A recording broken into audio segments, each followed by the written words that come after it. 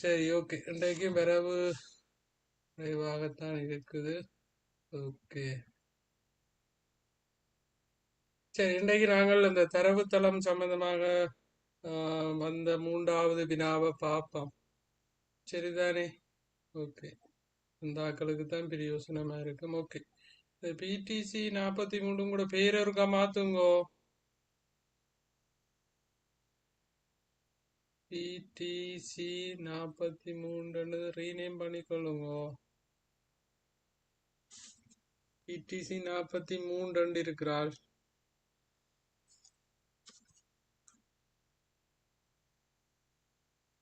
சரி, ஓகே. அப்போ இதுல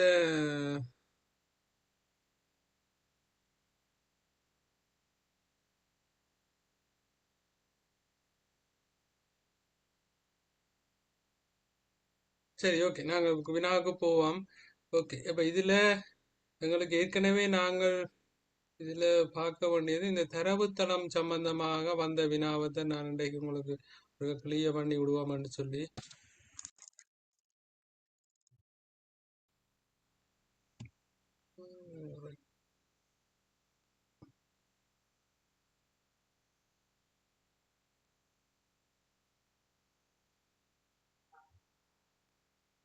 சரி, ஓகே. அப்ப இதுல விரிதாள் மென்பொருள் சம்பந்தமான இது நாங்கள் ஏற்கனவே பார்த்துட்டோம். தரவுத்தளம் சம்பந்தமான வினாவை பார்ப்போம். விரிதாள் சம்பந்தமாக யாருக்கும் விளக்கம் இல்லாம இருக்குதா? இந்த எக்ஸல் சம்பந்தமான வினா உங்களால செய்யக்கூடிய மாதிரி இருந்திருக்கும். ஓகே. தரவுத்தளம் சம்பந்தமானது நான் நினைக்கிறேன் அதுதான் இப்ப சிரமமான வினாவா இருக்கும். இப்போ நாங்கள் அதே ஒருக்கா பார்ப்போமா? தரவுத்தளம் சம்பந்தமா கவனமாக கவனிங்க. இரண்டா இதே வினாத்தான் இறுதி பரீட்சைக்கும் உங்களுக்கு வரக்கூடியதாக இருக்கும். சரி, ஓகே. சரி, ஓகே. கவனியுங்கோ.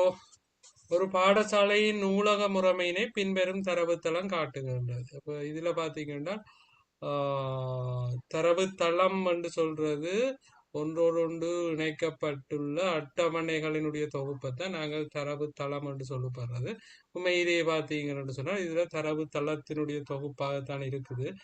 3 விதமான அட்டவணைகள் காணப்படுகின்றது. ஒன்று மாணவர் என்ற அட்டவணை, அடுத்தது புத்தகம் என்ற அட்டவணை, அடுத்தது இரவல் என்ற அட்டவணை. சரிதானே? ஓகே. அது முதலாவது மாணவர் என்ற அட்டவணையில பாத்தீங்கன்னா 3 புலங்கள் காணப்படுகிறது. பதிவுகள் எத்தனை காணப்படுகிறது? யாராவது சொல்லுங்க பாப்போம். இதுல பதிவுகள் எத்தனை காணப்படுகிறது? மாணவர் அட்டவணையில காணப்படுற பதிவுகளுடைய எண்ணிக்கை என்னென்ன? பதிவுகள் எத்தனை காணப்படுது? யாராவது சொல்லுங்க பாப்போம். பதிவுகள் எத்தனை காணப்படுதுன்னு. இந்த மாணவர் அட்டவணை இருக்குத்தானே, இந்த முதலாவது இந்த மாணவர் அட்டவணையில இத்தனை பதிவுகள் காணப்படுது. புலங்கள் என்றது இதுதானே, மாணவருடைய student ID, S name, grade என்றது. அப்ப பதிவுகள் என்னவாக இருக்கும்? இதுல S1 என்று சொல்லி அதோட சேர்ந்த பதிவு, அடுத்தது இந்த S2 என்ற பதிவு, அடுத்து S3 என்ற பதிவு, S4 என்ற பதிவு. இப்ப இதுல பாத்தீங்கன்னா 4 பதிவுகளும் 3 புலங்களும் காணப்படுகிறது. இதுவும் பரீட்சைக்கு வரும். அதே மாதிரி தான் இதுலயும் 3 புலங்களும் 4 பதிவுகளும் காணப்படுகிறது. அதே மாதிரி இதுல 4 புலங்களும் 4 பதிவுகளும் காணப்படுது. வாடகை அட்டவணை. சரி, ஓகே. இனி வினாவுக்கு வருவோம்.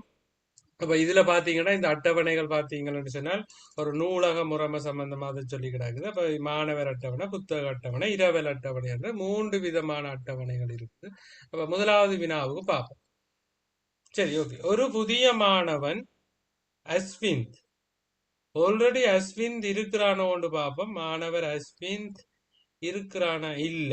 அஸ்விந்துக்கு ஒரு நம்பரும் தந்திருக்கிறேன். SID 9 என்று சொல்லி தந்திருக்கிறேன். S009 கிரேட் 10B தந்திருக்கிறேன். அப்ப பேரும் நேம் தந்திருக்கிறேன், கிரேட் தந்திருக்கிறேன், SID தரையில் என்பவர் C2+ எனும் புத்தகத்தினை 1/4/2026 இரவல் பெறுகின்றார். இத்தேவைக்காக சம்பந்தப்பட்ட அட்டவணைகளில் சேர்க்கப்பட வேண்டிய புதிய பதிவுகளை எழுது. சரிதானே? அப்ப C2+ என்ற புத்தகம் ஆல்ரெடி எக்ஸிஸ்ட், அது ஏற்கனவே இருக்குது. அப்ப அதுல எந்த வித சேர்க்கையும் சேர்க்க தேவையில்லை. ஆனால் அஸ்வின் என்றது புது ஆள், ஆகவே அஸ்வின் நாங்கள் சேர்க்க வேண்டிய ஆள். அப்ப ஸ்டூடெண்ட் மாணவர் அட்டவணை இல்ல நாங்கள் சேர்க்க வேணும் அஸ்வின். அதே மாதிரி இரவல் பெற வாடகை அட்டவணையிலையும் சேர்க்க வேணும். அப்ப நீங்கள் எப்படி ஃபார்மேட்ல எழுத வேணும் என்று சொல்லியும் அவர் தந்திருக்கிறார். உங்களோட வினாவில குறிப்பில் ஒவ்வொரு பதிவுக்கும் அட்டவணையின் பெயர், புலம் ஒன்றினுடைய உள்ளடக்கம், புலம் ரெண்டினுடைய உள்ளடக்கம் என்று சொல்லி நீங்கள் அதை பயன்படுத்தி தான் எழுத வேணும். ஒரு உதாரணமும் உங்களுக்கு தந்திருக்கிறார். அப்ப நீங்கள் அதுபடி இதுல கம வர வேணும், அது இதுல வந்து இருக்குது. அப்ப இதே மாதிரி நீங்கள் எழுத வேணும் என்றதையும் சொல்லி இருக்கிறார். சரிதானே? அப்ப நாங்கள் எப்படி எழுதுவோம்? முதலாவது மாணவர், நீங்கள் அதுக்கு ஆங்கிலத்திலேயே எழுதலாம் அல்லது தமிழ்லையும் எழுதலாம், பிரச்சனை இல்லை. அதுல ஸ்டூடெண்ட் என்று போடுவீங்க. அப்ப முதலாவது ஸ்டூடெண்ட் என்று போட்டுட்டு பிரேக்கெட்டுக்குள்ள நீங்க சேர்க்க வேண்டிய ஐடி என்ன என்று சொல்லி உங்களுக்கு அவர் தந்திருக்கிறார். சரிதானே? ஸ்டூடெண்ட் ஐடி S.9 என்று தந்திருக்கிறார். அப்ப அது ஆல்ரெடி இல்லை. அப்ப நாங்கள் அதை இப்ப சேர்த்துக் கொள்ளலாம். அப்ப S.9 போட்டுட்டு அஸ்விந்த், அது நீங்கள் ஆங்கிலத்தில் எழுதி கொள்ளலாம் அஸ்விந்த், அல்ல தமிழ்ல எழுதி கொள்ளலாம், பிரச்சனை இல்லை. அதுக்கு ஆங்கிலம் பெரிய கஷ்டம் இல்லை தானே. அஸ்விந்த் கிரேட் 10B, கிரேட் போட்டு டிவிஷனும் செய்துதான் அது கிடக்குது. ஆகவே 10B இது ஒன்று சரி. அடுத்தது புத்தக அட்டவணை நீங்கள் அப்டேட் பண்ண வேண்டிய அவசியம் இல்லை. அது ஆல்ரெடி C2+ இருக்கிறபடியினாலே அது ஓதர்ஸ் லேன் எல்லாம் போட்டுக்கிடாங்க. அப்ப C2+ அட்டவணை இருக்கு. அடுத்தது வாடகை அட்டவணை. வாடகை அட்டவணையில் எப்படி அந்த பதிவை நாங்கள் மேம்படுத்த வேணும் என்று சொன்னால், அப்ப ரெண்ட், அப்ப அதனுடைய பதிவு எழுத வேணும். ரெண்ட் என்று போடுவீங்க பிரேக்கெட்டுக்குள்ள. ஓகே, இவர் எடுக்க வேண்டிய ஸ்டூடெண்ட் ஐடி, அவருடைய ஸ்டூடெண்ட் ஐடி S.9 C2+ என்ற புத்தகத்தினுடைய ஐடி பாத்தீங்கன்னா B.02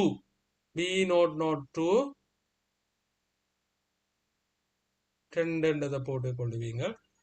ஓகே, திகதி ஆல்ரெடி அவர் தந்திருக்கிறார். அப்ப திகதியை பாத்தீங்கன்னு சொன்னா எங்களுக்கு தந்திருக்கிறோம். திகதி எங்க வினாவிலேயே தந்திருக்கு 1/4/2026. அப்போ 1/4/2026. அடுத்தது ரிட்டர்ன் டேட் சம்பந்தமாக இதுல ஒன்றுமே தரப்படவில்லை. அதை நீங்கள் நல்லெண்ணும் கொடுத்து கொள்ளலாம், பிரச்சனை இல்லை. ரிட்டர்ன் வேல்யூ சம்பந்தமாக இதுல ஒன்றுமே தரப்படவில்லை, ஆனா நல்லெழுத வேணும். அப்ப இதுல நல்லெண்டே நாங்கள் கொடுத்து கொள்ளுவோம். நல் வேல்யூஸ் அதுவும் கட்டாயமாக நீங்கள் கொடுக்க வேணும், இல்லாட்டி டிஃபால்ட்டா எடுத்துக்கொள்ளும். ஆனா நான் நினைக்கிறேன் உங்களுடைய ஸ்கீம்ல நல் வேல்யூ போட்டு கிடந்தது. சரிதானே? போட்டுட்டு உலகத்தையும் எழுதி விட்டீங்கன்னா சரி. அப்ப அவை பெற்றுக்கொண்டு திரும்ப கொடுக்கத்தானே இன்னும். ஆகவே நல்லண்டதையும் நீங்கள் எழுதி கொள்ள வேணும். சரி, ஓகே. அப்ப முதலாவது வினா எல்லாருக்கும் விளங்கி இருக்கும் நினைக்கிறோம். அப்ப 2 அட்டவணைகள் நாங்கள் இட்டைப்படுத்தப்படும். வடிவம் இப்படி உள்ள மாதிரி தான் எழுதப்படும். அட்டவணையுடைய பெயர்கள் எழுதிக்கல, அதுல ஸ்டூடெண்ட் எப்படி தந்திருக்கிறாரோ அதே மாதிரி தான் எழுதணும். அதுல பாத்தீங்கன்னா முதலாவது லெட்டர் கேபிட்டல்ல தான் கிடக்கு ஸ்டூடெண்ட். சரிதான்? நீங்கள் எழுதுறதுலயும் முதலாவது ஃபர்ஸ்ட் லெட்டர் கேபிட்டல்ல எழுதுறதுதான் சரி. ஏதோ ஒரு அட்டவணை பேரு நீங்கள் அதுக்கு எழுதக்கூடாது. தரப்பட்டுள்ள அட்டவணை பேரு தான் ரெண்டுன்றதே முதலாவது ஆறுன்றது கேபிட்டல் கிடக்கு பாருங்க. இதுல கேபிட்டல்ல தான் ஆறு கிடக்கு. அதே மாதிரி நீங்களும் எழுதி வைக்கல, இதுல ஆறுன்றதை கேபிட்டல்ல எழுதி கொள்ள வேணும். அதை கவனத்துல கொள்ள வேணும். சரி, ஓகே. 2வது வினாவை பார்ப்போம். MySQL. ஓகே, அப்ப நாங்க 2வது வினாவுக்கு போவோம். ஓகே, 2வது வினா என்ன சொல்லிக்கிறாக்கு? 2வது வினாவில் சொல்லி இருக்கணும். ஓகே,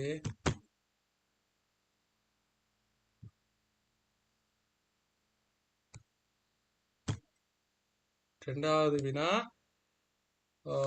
MySQL இரவலாக பெற்றுக்கொண்ட மாணவர்களின் பெயர்களை காட்டுவதற்கு தேவைப்படுகின்றதா? MySQL என்ற புத்தகத்தை இரவலாக பெற்றுக்கொள்ளப்பட்ட மாணவர்களுடைய பெயர்களை காட்ட வேணுமா? நோக்கத்துக்காக இணைக்க வேண்டிய அட்டவணைகள் யாவை என்று போட்டுக்கிறாங்க. அப்ப MySQL புத்தகத்தை இரவலாக பெற்று சொன்னால்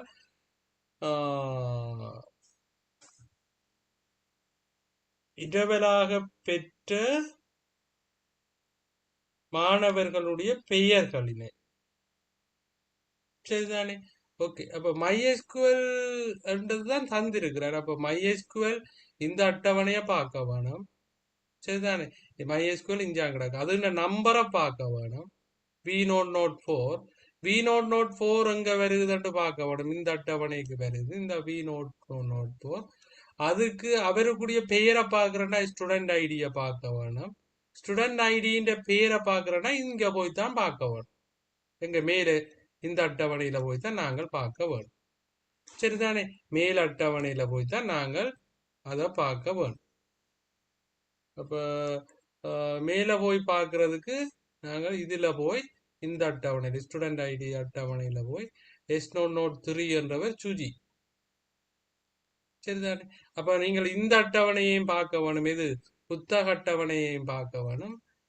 வாடகை அட்டவணையையும் பார்க்க வேணும். மாணவர் அட்டவணையும் பார்க்க வேணும். 3 அட்டவணைகளை இணைச்சாத்தான் நீங்கள் அவருடைய பெயர் ஒரு குறிப்பிட்ட ஒரு புத்தகத்தை இரவலாக பெற்றவருடைய என்ன செய்யலாம், அவருடைய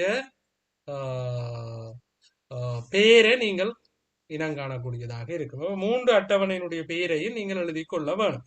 அப்ப என்ன எழுதுவீங்கள்? மாணவர் அட்டவணை, புத்தக அட்டவணை, இரவல் அட்டவணை. 3ஐயும் எடுத்தால்தான் எங்களுக்கு இலகுவாக இனங்காணக்கூடியதாக இருக்கு. சரி, ஓகே. அப்ப MySQL என்ற புத்தகம் தான் தந்துடாக்கு. MySQL நம்பரை தந்திருந்தா இங்க இது பார்க்க தேவையில்லை. அதையும் கவனிச்சு கொள்ளுங்க. உதாரணத்துக்கு புத்தகத்தின் ஒரு இலக்கம் V004 எனும் புத்தகத்தை பெற்றுக்கொண்ட மாணவர்களுடைய பெயர்கள் என்று சொன்னால் இந்த அட்டவணையை பார்க்க தேவையில்லை இல்லையா? அதுவும் ஒரு இறுதி பரீட்சை கிட்டது. ஆனால் அவன் தந்த கேள்வியில போட்டுக்கிட்டாக்க MySQL புத்தகம் மட்டும். MySQL புத்தகம் தந்தா புத்தகத்தின் புக் ஐடி பாக்குறதுக்கு அந்த அட்டவணை எங்களுக்கு வேணும். இந்த புக் ஐடியில இருந்து 2 அட்டவணைக்கு வந்தால் தான் புக் ஐடிக்குரிய ஸ்டூடெண்ட் ஐடியை பார்க்கலாம். ஸ்டூடெண்ட் ஐடியில இருந்து ஸ்டூடெண்ட் அட்டவணைக்கு வந்தால் தான் அவருடைய நேம பார்க்கக்கூடியதாக இருக்கும். அப்ப எங்களுக்கு 3 அட்டவணையும் நாங்கள் கட்டாயமாக ஒன்றோடு ஒன்று இணைக்க வேணும். அடுத்தது 3வது வினா விளங்குதானே? ஓகே. அடுத்தது நாங்க 3வது வினாவுக்கு போவோம். இரவலாக பெற்ற ஒவ்வொரு புத்தகமும் குறிப்பிட்ட காலப்பகுதிக்கு வழங்கப்பட வேண்டும். அப்ப மீள வழங்க வேண்டும் தானே? பெற்ற புத்தகத்தை எல்லாரும் இது புத்தகத்தை பெற்றால் அதை மீள வழங்க வேண்டும். அக்காலப்பகுதிக்கு பின்னர் ஒப்படைக்கும் புத்தகங்களுக்கு மாணவர்களிடமிருந்து ஒரு குறிப்பிட்ட தண்டப்பணம் அறவிட வேண்டும். தண்டப்பணம் எனும் புதிய புலம் சேர்க்கப்பட வேண்டிய அட்டவணை ஏதாண்டு கேட்டுக்கிறாங்க. அப்ப உதாரணத்துக்கு பாத்தீங்கன்னா ரிட்டர்ன் பண்ணுற டேட்டு எங்க வருது, அதை வச்சுக்கொண்டு டேட். இப்ப உதாரணத்துக்கு பாத்தீங்கன்னா அவர் ஒரு குறிப்பிட்ட ஒரு டேட்டை விட அவர் கூடின டேட்டுக்கு கொண்டு வந்தாரான்னு சொன்னால் அந்த தண்டப்பணம் சம்பந்தமான விவரங்களையும் நாங்கள் வாடகை அட்டவணையில வச்சுதான் எங்களுக்கு கணிக்கிறது எங்களுக்கு இலகுவாக இருக்கும். இப்ப இதுலதான் நாங்கள் அதுக்குரிய தண்டப்பணத்துக்குரிய புலத்தை நாங்கள் இதுல சேர்க்க வேண்டி இருக்கும். பெனால்டி என்று நாங்கள் சேர்க்க வேண்டி இருக்கு. சரிதானே? ஓகே. அப்ப நாங்கள் எந்த அட்டவணையில சேர்க்கல வேணும்? புத்தகம் குறிப்பிட்ட காலப்பகுதியில ஒப்படைக்கலை என்று சொன்னா நாங்கள் எந்த அட்டவணையில சேர்க்க வேண்டி இருக்கும்? எங்களுடைய எந்த அட்டவணை? வாடகை அட்டவணையில தான் நாங்கள் சேர்க்க வேண்டி இருக்கு. சரிதானே? புத்தக அட்டவணையில சேர்க்க வேண்டி வராது, மாணவர் அட்டவணையில சேர்க்க வேண்டி வராது. அப்ப அதுக்கு நீங்கள் எழுதி கொள்ளணும் இரவல் அட்டவணை அல்லது ரெண்ட் டேபிள் என்றதை எழுதி கொண்டா சரி. சரிதானே? ஓகே. அப்ப மிகவும் இலகுவான வினாக்கள். நாங்கள் ஆனால் எல்லாரும் சில பேர் அதுல பிள்ளைகளை விட்டுருக்கிறீங்க. ஆனால் எல்லா வினாக்களும் இலகுவான வினாக்கள். சரி, ஓகே. அடுத்த வினா, ஒவ்வொரு புத்தகத்தினையும் என்ன சொல்லிக்கிறாங்க, மாணவர்களுக்கு வழங்குவோர் விவரத்தினை கண்டறிவதற்காக நூலக பணியாளரை குறித்தொதுக்குவது எனவும் தரவு இரட்டித்தலை நீக்கிக் கொண்டு ஒவ்வொரு நூலக பணியாளரின் பெயரும் குறியீட்டில தொலைபேசி இலக்கம் சேமிக்கப்பட வேண்டும் எனவும் தீர்மானிக்கப்பட்டுள்ளது. ஒரு நூலக பணியாளர் பல புத்தகங்களை வழங்க முடியும் என்பதனை கவனத்தில் கொள்க. சரிதானே? ஓகே. அப்ப இதுல பாத்தீங்கன்னு சொன்னால் அதுல அதனுடைய தொடர்புடைமை சம்பந்தமாகவும் சொல்லி கிடக்குது. ஒரு நூலக பணியாளர் பல புத்தகங்களை வழங்க முடியும் என்று சொல்லி கிடக்கு. சரிதானே? ஓகே. அப்ப இதுல பாத்தீங்கன்னா இப்ப நீங்கள் செய்ய வேண்டியது இப்ப பல புத்தகங்களை வழங்க முடியும் என்று சொல்லப்படையக்குள்ள இப்ப நீங்கள் தனியான ஒரு அட்டவணை ஒன்றை உருவாக்க போறீங்க.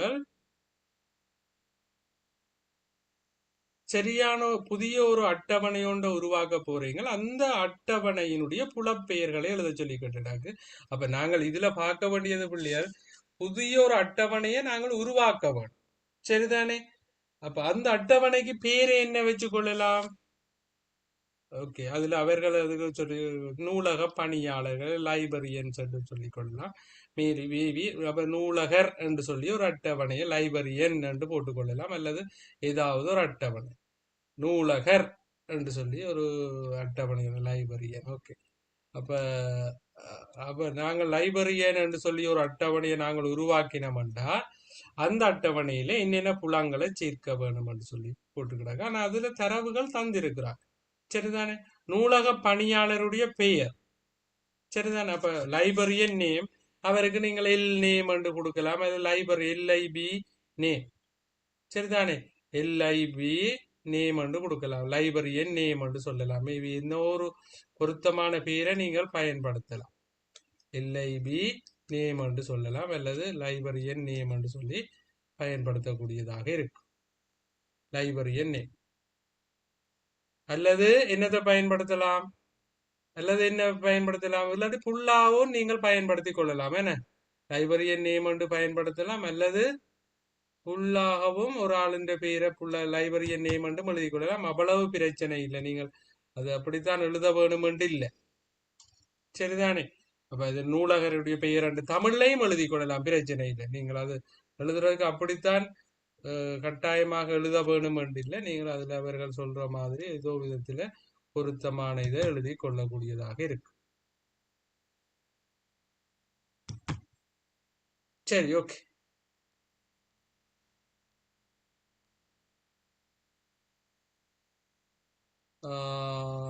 அப்ப நூலகருடைய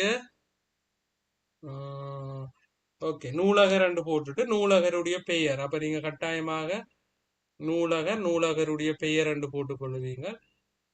ஓகே. அப்ப லைப்ரரியன் என்று போட்டுட்டு லைப்ரரியனுடைய நேம் என்ன லைப்ரரியனுடைய நேம் அப்ப எல் நேம் என்று போட்டுக்கொள்ளலாம். அல்லது ஓகே எல் நேம் என்று கொடுத்துக் கொள்ளலாமா? இதுல அப்புறம் வரேன் எழுதி விடுறேன்.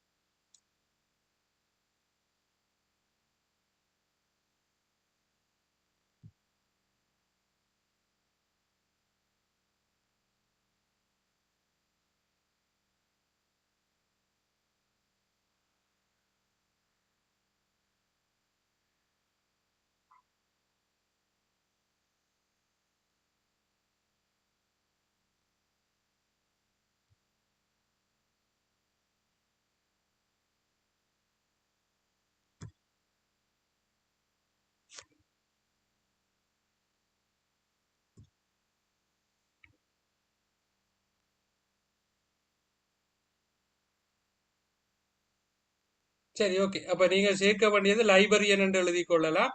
அதோட சேர்த்து அவருடைய நூலகருடைய பெயர் என்று போட்டுக் கொள்ளுவீங்க. நூலகருடைய பெயர். அடுத்தது என்ன போட்டுக் கொள்ளுவீங்க? நூலகருடைய பெயர். அடுத்தது என்ன சொல்லியிருக்கணும்? ஓகே, அது எழுதுறதுக்கு தான் நான் தானே. ஓகே, பிரச்சனை இல்லை. ஓகே, எல் நேம் என்று போட்டலாம், அல்லது லைப்ரரியன் நேம், எல்ஐபி நேம் என்று போட்டுக்கொள்ளலாமா? எல்ஐபி நேம் அதில் தந்திருந்தால் அதையே எழுதி கொள்ளலாம், அல்லது மீனிங் ஃபுல்லான பேரை எழுதி கொள்ளலாம். அடுத்தது பார்த்தீங்கன்னா ரெண்டாவது என்ன சொல்லி இருக்கிறார்? L name. அடுத்தது நூலகருடைய பெயர், குறியீட்டு இல போட்டுக்க. அப்ப நூலக எல்ஐபி ஐடி என்று போட்டுருக்கு. நூலகருடைய குறியீட்டு எல்ஐபி ஐடி என்று போட்டுக்கொள்ளலாம், அந்த ஐடி என்று போட்டுக்கொள்ளலாம். அது நூலகருடைய ஐடி என்று ஒரு மீனிங் ஃபுல்லாக இருக்கும். தமிழ்ல தந்திருந்தால் அதையே எழுதி விட்டாலும் அவ்வளவு பிரச்சனை இல்லை. அடுத்த telephone number. Telephone number. Okay, அப்ப இது இந்த 3 புலங்களையும் நீங்கள் அதுல எழுதி கொள்ள வேணும். இப்ப அடுத்த கேள்வியை பாருங்க. மேற்குறித்த அட்டவணைகளுக்கு செய்ய வேண்டிய மாற்றங்கள் ஏதும் இருப்பின் அதை குறிப்பிட சொல்லி கிடக்கு. இப்ப பாத்தீங்கன்னா நாங்கள் லைப்ரரியன் என்ற புதிய ஒரு அட்டவணையை உருவாக்கி இருக்கிறோம். ஆனால் இந்த அட்டவணைக்கும் ஏற்கனவே உள்ள ஒரு அட்டவணைக்கும் முதன்மை சாவி அந்நிய சாவி தொடர்பை நாங்கள் கட்டியெழுப்ப வேணும் கட்டாயமாக. சரிதானே? அது மிகவும் முக்கியமானது. அப்ப முதன்மை சாவி அந்நிய சாவி தொடர்பை கட்டி எழுப்புறதென்றால் என்ன செய்ய வேணும்? ஏற்கனவே உள்ள அந்த புத்தகம் என்ற அட்டவணையில நீங்கள் என்ன செய்ய வேணும்? ஒரு அந்நிய சாவியை உருவாக்கி கொள்ள வேணும். அந்நிய சாவி என்னவாக இருக்க வேணும்? என்னவாக இருக்க வேணும்? நான் இதுல பாத்தீங்கன்னா ஐடிய 2வதாக எழுதி இருக்கிறேன். நீங்கள் முதலாவதாக எழுதுறதா நல்லம். அது ஓர்டர் ஆக முக்கியம் இல்லை, ஆனா எழுதிக்கல, அதை நீங்க கவனிச்சு கொள்ளுங்க. நான் இதுல 2வதாக எழுதி இருக்கிறேன் பிள்ளைகள். அதை நீங்கள் எல்ஐடி என்றதை முதலாவதாக எழுதி கொள்ளுங்க. இந்த முதலாவது புலமாக இதை எழுதி கொள்ளுங்க. எல்ஐடி எல் நேம் டெலிபோன் என்று எழுதி கொள்ளுங்க. ஏன்னா அதுதான் முதன்மை சாவி. அதுக்கு கீழே அண்டர்லைன் போட்டு விட்டா நல்லா. அண்டர்லைன் போட வேணும் கட்டாயமாக. எல்ஐடி என்று போட்டுட்டு L library name telephone number. அடுத்த மாற்றம் என்ன செய்ய வேணும் என்று சொன்னால், புத்தக அட்டவணையில போய் நீங்கள் என்ன செய்ய வேணும்? புத்தகம் அதுல புக்ஸ் அண்ட் அட்டவணையில போய்த்தான் நீங்கள் என்ன செய்ய வேணும்? ஒரு புலம் ஒன்றை நீங்கள் செய்ய வேணும். புக்ஸ் அண்ட் வரணும். அது புக் அண்ட் அம்மையில வரணும், பிரச்சனை இல்லை. உள்ள பேர் புக்ஸ் தானே. புக்ஸ் அண்ட் அட்டவணையில ஏற்கனவே பிஐடி ஒன்று, புக் ஐடி என்று ஒன்று இருக்குது. அடுத்த 2வது புலம் பி நேம் என்று சொல்லி ஒரு புலம் இருக்குது. அதோட ஓதர் என்று சொல்லி ஒரு புலம் இருக்குது. ஓதர் அதோட சேர்த்து நீங்கள் இன்னொரு புலத்தை சேர்த்து கொள்ள போறீங்க. எல் ஐடி என்று போட்டுக்கொள்ள போறீங்க. சரிதானே? லைப்ரரியன் ஐடியை கொண்டு வந்து, இப்ப உங்களுக்கு சில பேருக்கு ஒரு டவுட் வரும். ஏன் சார் நாங்கள் கொண்டு வந்து லைப்ரரியன் அட்டவணையில வந்து புக் ஐடியை சேர்க்க முடியாது என்று யோசிப்பீங்க. இதுல நீங்க கொண்டு வந்து புக் ஐடியை போட்டீங்களாக இருந்தா, பிஐடியை சேர்த்தீங்களாக, அது புள்ளை. அப்படி சேர்க்க இயலாது. தொடர்புடைமைய கட்டி எழுப்புறதுக்கு இதுல சொல்லி கிடக்குது, ஒரு நூலக பணியாளர் பல புத்தகங்களை வழங்க முடியும் சொல்லி. இப்ப பல எங்க இருக்கோ அங்க கொண்டு போய் தான் நீங்கள் அந்நிய சாவியை சேர்க்க வேணும். அப்ப இதுல கொண்டு வந்துதான் லைப்ரரியன் ஐடியை கொண்டு வந்து நீங்க சேர்க்க வேணும். இது கவனிச்சு கொள்ள வேணும் பிள்ளைகள். இப்படியான கேள்விகள் வினாக்கு வந்திருக்கு. இப்ப நான் சொல்றது விளங்கும்னு நினைக்கிறேன். யாராவது விளக்கம் இல்லைன்னா கேளுங்க. அப்ப நீங்கள் என்ன செய்ய, முதலாவது கேள்வி கேட்டுக்கிறாக்கு சேர்க்க வேண்டிய புதிய அட்டவணையின் புலப்பெயர்கள் எழுத சொல்லி கிடக்குது. அதுக்கு நீங்கள் ஓர்டர்ல எழுதி கொடுங்க. Librarian ID, librarian name, telephone number. அடுத்தது மேற்குறித்த அட்டவணையை செய்ய வேண்டிய மாற்றங்கள் எதிர்ப்பின் அவற்றை எழுதுகாண்டு கேட்டு கிடக்குது. நீங்கள் செய்ய வேண்டிய மாற்றம், புக்ஸ் அட்டவணையில் லைப்ரரியன் ஐடியை அந்நிய சாவியாக சேர்த்து கொள்ள வேணும். சரிதானே? ஓகே, அதுதான் நீங்க செய்ய வேண்டிய மாற்றம். அடுத்தது 5வது வினாவை பார்த்தீங்கன்னு சொன்னா என்ன கேட்டு கிடக்குது? இரவல் அட்டவணையில் பதிவானது S note 2, B note 3, 27/7/2026. சரிதானே? இப்ப நான் இது ஒரு பிள்ளை, எங்களோட படிக்கிற பிள்ளை கேட்டா, இப்படி ஒரு நாளிலேயே ஒரு பிள்ளை, ஒரு மாணவர் உண்டு, ஒரு அந்த புத்தகத்தை வச்சு போட்டு திரும்ப எடுக்கலாம் தானே என்று சொல்லி வேற ஒரு நாள்லயும் சேம் புத்தகத்தை எடுக்கலாம். ஏன்னு சொன்னால் இதுல அந்நிய இதுல முதன்மை சாவியாக வரக்கூடியது, நான் திரும்ப அட்டவணைக்கு போறேன், கவனிச்சு கொள்ளுங்க. இந்த டேபிள்ல முதன்மை சாவியாக வரக்கூடியது ஒரு சேர்மான முதன்மை சாவி, சரிதானே? அப்ப அதை பார்த்து கொள்ள வேணும் நீங்க. சேர்மான முதன்மை சாவி, சேர்மான முதன்மை சாவி என்றா என்ன? சேர்மான முதன்மை சாவி என்றா என்ன? ஒன்றுக்கு மேற்பட்ட புலங்கள் சேர்ந்து முதன்மை சாவியை உருவாக்கல நாங்கள் அதை என்னன்னு சொல்லுவோம்? சேர்மான முதன்மை சாவி என்று சொல்லுவோம், சரிதானே? ஓகே. அப்ப இதுல பாத்தீங்கன்னா, இதுல நான் பாத்தீங்கன்னா தெரியும், இதுல சேர்மான முதன்மை சாவி, இதுல புக் ஐடி பிஐடி என்று சொல்றது. அழிச்சு விடுறேன் வரனா. ஓகே. இதுல பாத்தீங்கன்னு சொன்னா புக் ஐடியும் சாரி பிஐடியோ, புக் ஐடி தான் பிஐடி, அதே நேரத்தில் எஸ்ஐடி ரெண்டும் சேர்ந்து தான் எங்களுக்கு சேர்மான முதன்மை சாவி. அப்ப S01 B03 என்றது திரும்ப ஒரு காலம் வரையில, S03யும் B04ம் தான் வருது. அப்ப எங்களுக்கு அது திரும்ப திரும்ப வரையில. ஆகவே இது ரெண்டையுமே சேர்த்து நாங்கள் சேர்மான முதன்மை சாவியாக இந்த அட்டவணையில கருதி கொள்ளலாம், சரிதானே? கருதி கொள்ளுற பொழுது இங்க நாங்கள் திரும்ப இவர் கேள்வியில தந்தது என்னன்னு சொன்னால் S002 B003 27/7/2026 தந்திருக்கிறேன், சரிதானே? ஆனா இங்க பாத்தீங்கன்னா இது நாங்கள் சேர்மான முதன்மை சாவியாக எடுத்தோம்னா 2ஐயும் 3ஐயும் சேர்மான முதன்மை சாவியாக ஆல்ரெடி அதுல இருக்கு. ஆகவே நான் அதை இன்னொரு பதிவாக கொண்டு வந்தால் அது தரவு மீள் பதிவாக வரும். ஆகவே இது உறவுமுறை தரவுத்தள அமைப்புகளுக்கு அல்ல விதிகளுக்கு முரணானது. இன்னொருக்கா B002 B003 என்று போட இயலாது.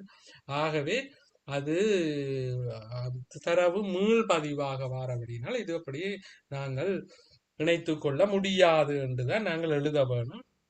ஆனால் ஒரு பிள்ளை கிட்ட எங்களுக்கு இது இப்படி வரும் தானே சார், வேறு ஒரு டேட்ல என்று வரும். ஆனால் 27ஆம் தேதி இன்னொரு நாள்ல ஒரு புத்தகத்தை அந்த பிள்ளை அதே புத்தகத்தை எடுக்கலாம் தானே என்று சொல்லி கேட்ட பொழுது அது ஓரளவு சரி. ஆனா இந்த வினாவில உண்மையிலே அவர்கள் எதிர்பார்த்தது என்னன்னு சொன்னா இந்த சேர்மான முதன்மை சாவியை திரும்ப முதன்மை சாவியை திரும்ப தரவு மீள் பதிவாக பதிய முடியாதுன்றதுதான், சரிதானே? ஓகே. அப்ப அது உங்களுக்கு விளங்கி இருக்கும். அப்ப அதற்காக பார்த்துக்கொள்ளுங்க. நான் இதுல 3 விதமான எல்லா விதமான வினாக்களையும் வடிவாக சொல்லி இருக்கிறேன். பிள்ளையானாக்கள் அதை வடிவாக பார்த்து கொள்ள வேணும், சரிதானே? நாங்கள் எங்க பிளவிட்டு இருக்கிறோம்ன்றதை பார்த்து கொள்ள வேணும். இது பிளவிட்டு வினாபத்திரம் நடந்து முடிஞ்சால் அந்த வினாபத்திரத்தை முதல் நாங்கள் கிளியர் பண்ணி கொள்ள வேணும். அது மிகவும் முக்கியமானது. சரி, ஓகே. அடுத்தது 4வது வினாவை பார்ப்போம். ஓகே. முறைமையின் அடிப்படை கூறுகள் என்னன்னு கேட்டுக்கிறாங்க. அப்ப இந்த முறைமை என்று சொன்னால் அங்க கட்டாயமாக ஒரு உள்ளீடு இருக்கும், முறை வழியாக்கம் இருக்கும், வெளியீடு இருக்கும். அது உங்களுக்கு எழுதியிருக்கணும். அப்ப அதை எழுதிவிட்டா சரி. உள்ளீடு, முறை வழியாக்கம், வெளியீடு, அவ்வளவுதான். நீங்கள் பெருசா ஒன்றுமே எழுத தேவையில்லை. உள்ளீடு, முறை வழியாக்கம், வெளியீடு. அப்ப இன்புட், அவுட்புட், ப்ரோசஸ், அல்ல இன்புட் முறை வழியாக்கம், ப்ரோசஸ் முறை வழி, வெளியீடு, சரிதானே? முறை வழி, வெளியீடு. சரி, ஓகே. அடுத்தது வினா பாப்பம். அதுல ஒரு பந்தி மாதிரி போட்டிருக்க. உமது பாடசாலையில் உள்ள நூலகத்தின் நூலகர் மாணவர்களுக்கு வழங்கி பெறும் புத்தகம் தொடர்பாக ஒரு அப்பியாச கொப்பியில் பதிவு செய்து வருகின்றனர். அம்முறைமையினை கணனிமயப்படுத்தப்பட்ட ஒரு முறைமையாக மாற்றி தருமாறும் அதனை இடையில் எவ்வித மாற்றமும் செய்யக்கூடாது என்பதையும் சனாவிடம் அதிபர் கூறுகின்றார். சாம் அம்முறைமை தேவையான தரவுகளை நூலகரிலிருந்து பெற்றுக்கொள்கிறார். பின்னர் சனாவினால் உருவாக்கப்பட்ட முறைமையின் கூறுகள் ஒவ்வொன்றும் சத்தியா சரிபார்த்தார். சனாவினால் முழுமையான சரிபார்த்த பிறகு நூலகரிடம் ஒப்படைக்கப்படுகின்றது. அவர் அதனை பயன்படுத்திய தொடங்கிய காலத்திலிருந்து அப்பியாச கொப்பியில் பதிவதனை நிறுத்திவிட்டார். ஒரு தகவல் முறைமை ஒன்று உருவாக்கினோம், ஒரு லைப்ரரிக்கு ஒரு தகவல் முறைமையை உருவாக்கினோம். அப்ப அந்த முறைமையை வச்சுக்கொண்டு ஒரு பந்தியை தந்துட்டு அதன் அடிப்படையில உங்களுக்கு கேட்டு கிடக்கு. அப்ப முதலாவது ஏ கேட்டு கிடக்குது. மேற்படி உமது பாடசாலையில் ஆரம்பத்தில் இருந்த முறைமை என்னன்னு கேட்டுக்கிறாங்க. அது ஆரம்பத்தில் உங்களோட பள்ளிக்கூடத்தில் இருந்த முறைமை என்ன, இதுல சொல்லப்பட்ட முறைமை என்னன்னு சொன்னா மேனுவல் சிஸ்டம், கைமுறைமை தான் இருந்தது. சரிதானே? கைமுறைமை இருந்தது. புதிய முறைமை ஒன்றின் தேவையை இனங்காண்பதற்கு பயன்படுத்தப்பட்ட தரவு சேகரிக்கும் கருவிகள் அவை என்று கேட்டுக்கிறாங்க. டேட்டா கலெக்ஷன் டெக்னிக்ஸை கேட்டுக்கிறாங்க. டேட்டா கலெக்ஷன் டெக்னிக்ஸ்கள் வெவ்வேறு டெக்னிக்ஸ்கள் பயன்படுத்தப்படலாம். அப்ப உங்களுக்கு தெரியும், ஒன்று அவதானம், ஒப்சர்வேஷன் என்று சொல்றது, அவதானிக்கிறது. அடுத்தது ரெண்டாவது நேர்காணல். என்ன நேர்காணல்? அப்ப இதுல பாத்தீங்கன்னா என்னென்ன பயன்படுத்தி இருக்கிறோம்னு பார்ப்போம். அப்ப கணனியமைப்பு கூறுகின்ற மாற்றமும் செய்யக்கூடாது. என்ன அப்ப இதுல பாத்தீங்கன்னு சொன்னால் இதுல பயன்படுத்தப்பட்டதுக்கு கீழே ஏதாவது தரவு சேகரித்தல் கருவிகள் எழுதிவிட்டா சரி. அப்ப நீங்கள் அவதானத்தை எழுதலாம், நேர்காணலை எழுதலாம், வினாக்கொத்து எழுதலாம், மூல வகை மாதிரியாக்கத்தை எழுதலாம். அப்படியாக ஏதாவது ஒன்று எழுதி கொண்டா சரி. சரிதானே? ஆவணங்களை பரீட்சித்தல், அதுகளை எழுதி கொள்ள 5 தரவு சேகரித்தல் நுட்பங்கள் இருக்குது. அவதானம் இருக்குது, நேர்காணல் இருக்குது, வினாக்கொத்து இருக்குது, ஆவணங்களை பரீட்சித்தல் இருக்குது, அடுத்தது மூல வகை மாதிரியாக்கம் என்று சொல்றது. அதற்கு இறுதி பரீட்சைக்கு வந்தது மொடல்ஸுகள், அதாவது ஒரு மாதிரிகளை காட்சிப்படுத்தி அல்லது அதனுடைய அந்த இன்டர்பேஸ், யூசர் இன்டர்பேஸ், அதுகளை நாங்கள் காட்சிப்படுத்தி அது சம்பந்தமாக டிஸ்கஸ் பண்றதுதான் அந்த மூல வகை மாதிரியாக்கம். அதே மாதிரி நேர்காணல் என்றது கதைக்கிறது, உங்களுக்கு தெரியும். அவதானம் என்றது ஒப்சர்வேஷன், கதை பார்த்து தரவுகளை திரட்டி கொள்றது. வினாக்கொத்து தெரியும் உங்களுக்கு. புதிய முறைமையை விருத்தி செய்யும் போது பயன்படுத்தப்பட்ட சோதனை முறைகள் என்னன்னு கேட்டுக்கிடாக்கு. அதுல அலகு சோதனை பயன்படுத்தப்பட்டிருக்குது. அப்ப ஒவ்வொரு கூரையும் அவ சோதிச்சது என்று சொல்லி இதுல சொல்லப்படுது. என்ன சனா செய்தது, இப்ப சனா செய்தது அலகு சோதனை. அது யார் செய்ததுன்றதே எழுத வேணும் பிள்ளைகள். அப்ப சனா செய்தது அலகு சோதனை. சரிதானே? அடுத்த சனாவின் முழுமையாக சரி பார்த்து. ஓகே, சனா ஒரு முறைமையின் கூறுகள் ஒவ்வொரு சத்தியா சரி பார்த்த. சத்தியா செய்தது ஒருங்கிணைப்பு சோதனை என்று சொல்லிக் கொள்ளலாம். ஒன்றையும் இணைச்சு போட்டு சரி பார்க்கிறான். என்ன கூறுகள் ஒவ்வொன்றையும் சத்தியா சரி பார்த்த. ஓகே, சனாவினால் உருவாக்கப்பட்ட முறைமையின் கூறுகள் ஒவ்வொன்றினையும் சத்தியா சரி பார்த்த. சனாவினால் முழுமையாக சரிபார்த்த பின்னர் நூலகரிடம் ஒப்பிடப்படுது. சனாதான் முறைமை முழுமைக்கான சோதனை. இப்ப முறைமை சோதனை என்று சொல்லிக் கொள்ளலாம். சரிதானே? ஓகே, அப்ப இதுல இந்த கூறுகள் சம்பந்தமாக சொல்லப்பட்டிருக்குது. அதே மாதிரி அதை யார் செய்ததுன்றதையும் சொல்ல வேணும். என்ன விதமான அமுலாக்கள் பயன்படுத்தப்பட்டிருக்குன்னு சொன்னால் அது நேரடி அமுலாக்கள். அப்ப அதை நீங்கள் பார்க்க வேணும். நேரடியான அமுலாக்கள் தான் செய்திருக்கிறோம். ஏனென்றால் இந்த கொப்பியில் பதிவதனை நிறுத்தி விட்டார் என்று கடைசி வாக்கியம் சொல்லி கிடக்குத்தானே. ஆகவே அது நேரடி அமுலாக்கம் என்றது இதுக்குள்ளதான் எங்களுக்கு வரும். சரிதானே? இதற்காக பயன்படுத்தக்கூடிய மாதிரியம் என்னன்னு சொல்லிக்கிறாங்க. இப்ப மாதிரியம் என்று சொன்னா சிஸ்டம் டெவலப்மெண்ட் மாடல்ஸ். இதுக்கு பொருத்தமான மாடல்ஸாக நாங்கள் வாட்டர்ஃபால்ஸ் மாடல்ஸ், நீர்வீழ்ச்சி மாதிரியத்தை சொல்லலாம். ஏனென்று சொன்னால் இதுல பாத்தீங்கன்னா இந்த தேவைகள் ஆரம்பத்திலே தெளிவாக இனங்காணப்படுகிறது. ஆகவே அந்த தேவைகள் சரியான முறையில் ஆரம்பத்தில் இனங்காணப்படுறதால எங்களுக்கு வாட்டர்ஃபால்ஸ் மாடல்ஸ், எங்களுக்கு நீர்வீழ்ச்சி மாதிரியம் பொருத்தமாக இருக்கும். அல்லது அதுதான் இதுல பொருத்தமானது. அடுத்தது நீர்வீழ்ச்சி மாதிரியத்தின் இயல்புகள் உங்களுக்கு தெரிஞ்சிருக்க வேணும். ஒரு கட்டம் முடிவடைஞ்சா பிறகுதான் அடுத்த கட்டத்தை தொடங்கலாம். பெறுபேறுகளை முறைமையினுடைய இறுதியில தான் நாங்கள் பார்க்கக்கூடியதாக இருக்கும். சரிதானே? ஓகே, அப்ப நீங்கள் இந்த வினாக்கும் முழுமையான புள்ளிகளை எடுத்துக்கொண்டிருக்கலாம். இது மிக மிக ஒரு எளிமையான வினா. இந்த வினா பத்திரத்துல நாங்கள் 100க்கு 100 மார்க் எடுக்கக்கூடிய மாதிரி தான் இந்த வினா பத்திரம் இருக்கு. சரிதானே? ஓகே, அப்ப நாங்கள் இன்றைக்கு இந்த வினா பத்திரத்துல முக்கியமான 2 பகுதிகள், இந்த தரவு தளமும் இந்த முறைமை சம்பந்தமான வினாக்களை தான் நான் இன்றைக்கு சொல்ல வேணும் என்று சொல்றேன். அந்த இதனை நான் இதுல விரிதாள் மென்பொருள் சம்பந்தமாக நாங்கள் ஒருக்கா பார்க்க வேணும். அது ஒருக்கா திரும்ப ஒருக்கா பார்ப்போம். முதல் 10 வினாக்கள்லையும் எங்களுக்கு அதுவும் மிகவும் எளிமையான வினா. சில சில தவறுகள் வினாப்பத்திரத்தை இருக்குன்னு சொல்லப்பட்டாலும், ஆனால் பெரிய பிள்ளைகள் இல்லை. இது ஒரு மாதிரி வினாப்பத்திரம் தானே, இறுதி பரீட்சைக்குரிய ஒரு மாடலாக நாங்கள் இதை பார்த்து கொள்ளலாம், பிரச்சனை இல்லை. சரிதானே. அதுல அடுத்தது பாத்தீங்கன்னா இந்த மைக்ரோசாஃப்ட் வேர்ட்ல வந்தது பாத்தீங்கன்னு சொன்னால் அதுவும் கனவுள்ளியல் அது சரியான முறையில் எழுதியில. அதுல உங்களுக்கு உதாரணத்துக்கு பாத்தீங்கன்னு சொன்னால் ஒன்று ஃபார்மேட் பண்ணி தந்தால் அதுல கருவிகள் ஒன்றுக்கு மேற்பட்ட கருவிகள் பயன்படுத்தப்பட்டிருந்தால் அந்த கருவிகள் அத்தனையும் எழுத வேணும். இப்ப உதாரணத்துக்கு பாத்தீங்கன்னா அந்த மைக்ரோசாஃப்ட் வேர்ட்ல ஜியோகிராபிக் டிஸ்ட்ரிபியூஷன் ஹெடிங் அந்த ஃபார்மேட்டிங்குக்கு போல்ட் பயன்படுத்தப்பட்டிருக்கு. போல்ட்டுக்குரியது 1, அடுத்தது அண்டர்லைன் பயன்படுத்தப்பட்டிருக்கு, அதுக்குரியது 1, 3. அதை விட வேற ஏதாவது பயன்படுத்தி இருக்கா பொன் சைஸ் அதுகள்னு சொல்லி பாத்தீங்கன்னா பொன் ஃபேஸும் மாத்தி கிடாக்கு. பொண்ணுடைய டைப் இதுல பாத்தீங்கன்னா பாமினி தான் நிக்குது. அவர்கள் செய்ததுல பாமினி தான் நிக்குது. ஆகவே கட்டாயமாக அந்த பொண்ணுடைய எழுத்துருவையும் நாங்கள் மாத்த வேணும். ஆகவே 20 அதனுடைய லேபிள் 20. அப்ப நீங்க மாத்த வேண்டியது 1, 3, 20 அது 3